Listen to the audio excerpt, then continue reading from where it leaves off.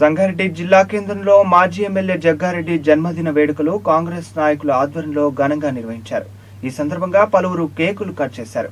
అనంతరం గణేష్ గడ్డ నుండి ఐబీ వరకు ర్యాలీ నిర్వహించారు. ఈ కార్యక్రమంలో కాంగ్రెస్ నాయకులు, కార్యకర్తలు తదితరులు పాల్గొన్నారు.